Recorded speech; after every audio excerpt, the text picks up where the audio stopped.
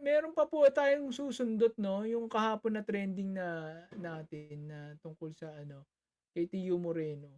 Kasi meron po naglalabasan na baka ano daw po to eh.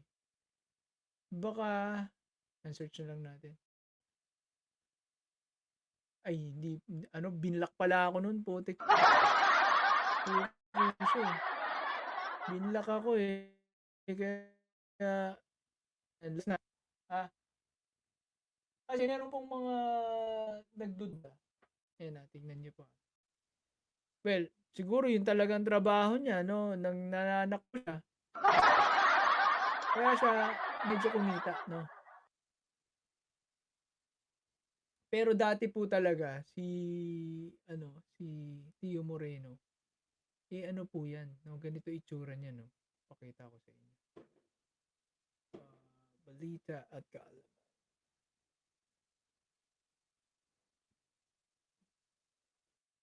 157,000 followers na po pala tayo dito sa ano, no? Sa Facebook. Ayan. Sanapin natin yung pictures niya. Ayan. Daming umiiyak sa ating mga ano.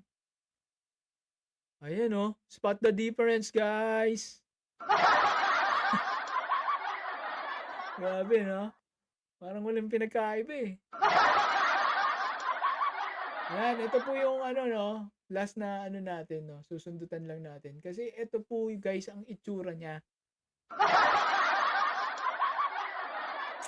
Grabe, di ba?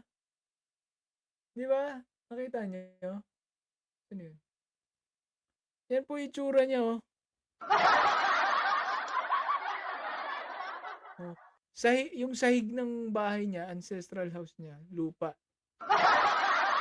Di ba? So, sabi niya, milyonaryo na daw siya dati. Tapos yung suot niya, yan, oh, ganun na ganun pa rin yung siling na ano. Pero mas mahal na ngayon yung sling bag niya. Yan. Ito na yung sling bag niya. Mahal daw to. Pag sinearch mo, mga 100,000 yung ano, yung bag daw niya. Kung origa. Pero kung mayaman ka, ba't ka may inggit dito? May inggit siya kay ano, Kent Garcia. Hindi niya alam, laki ng sinasahod niya sa YouTube. Walang alam eh. Okay, nasa na yun? Nasa na yung post niya ng kanya bagong bag. Oh, ito. Ayan po, oh, parehas pa rin yung ano niya eh, outfit niya eh. Yan, nag-alarm na. May pasok po kasi ako ng alas 7 kaya nag-alarm yan. So, ayun guys, no. Parehas pa rin yung ano niyo, outfit niya. Nagmahal lang yung mga gamit niya, pero baduy pa rin.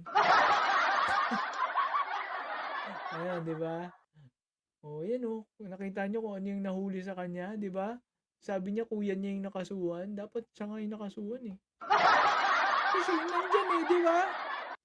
Ano yung magic ginawa sa kaso nito? Oh, ayan oh. Ngayon guys, may mga naglalabasan na baka daw funded daw sila ng mga illegal activities like Pogo. Ayan na, ano lang naman po, lumalabas po dito kasi sino ba daw nagpa-fund sa kanila? Paano sila nakaka-travel? May trabaho ba yan? At nag-aamon nga yan eh, maglabas ng ITR eh. Bakit kaya hindi niya simulan, no? Maglabas siya ng ITR. Ilabas niya yung ITR kung magkano talaga ang kinikita niya. Kasi ako, kaya ko maglabas ng ITR kasi may work ako eh. Siya kaya niya.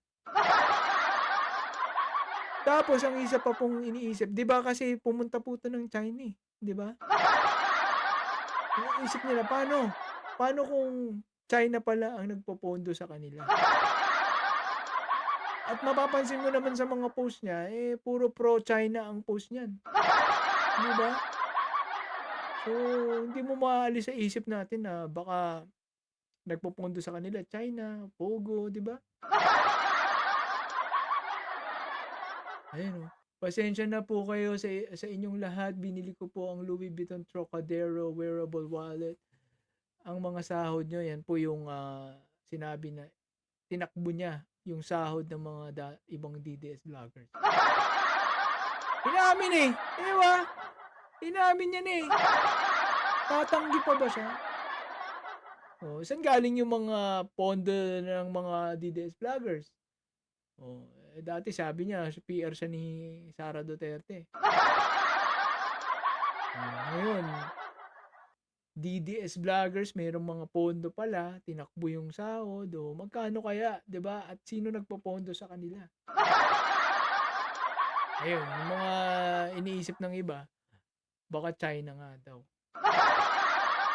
Which is posible naman dahil pro-China nga po siya. So, ayun no. Huwag po tayo magpapaniwala dyan, no? Mga salita ng salita na tayo yung bayaran, hindi nila alam na kumikita ang YouTube, ang mga ibang platform. Sila, wala naman silang pinagkakitaan dahil demonetize yung page daw po niya eh. Tapos, nakaka-travel, nakakabili ng di malamang funded. Tapos, yun nga, nananakbo pa, di ba? Portray ka ng portray na mayaman ka sa social media. Tapos, nananakbo ka pala, no? Galawang pulube. Nananakbo ka ng sahod ng may sahod. Diba? Kahit gaano ka mahal yung mga pineflex mo dyan, kung nananakbo ka naman ng hindi mo pera, di ba? Hindi ka ba nahiya? Grabe. So, ayun guys, no? Tingin ko naman po muna for today's video. Yan, shoutout po tayo sa ating mga nanatili, no? Salamat sa mga nanatili. Mga natin, Kabirahan PH natin. Salamat po sa inyong lahat. Ayan, sa pananat. Nagpasang oras na po tayo, 1 hour and 16 minutes. Thank you very much.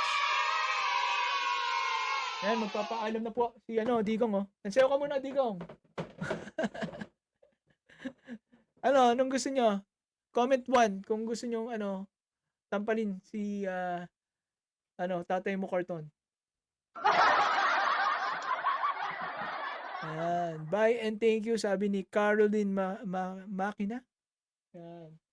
Ayan, thank you very much. Yan, sinampal ko na para sa inyo, Ayan po, masyado tayong marahas. 1, ilang 1 yun? 6. 1, 2, 3, 4, 5, 6. Nire-wrestling pa to ni Nico David eh.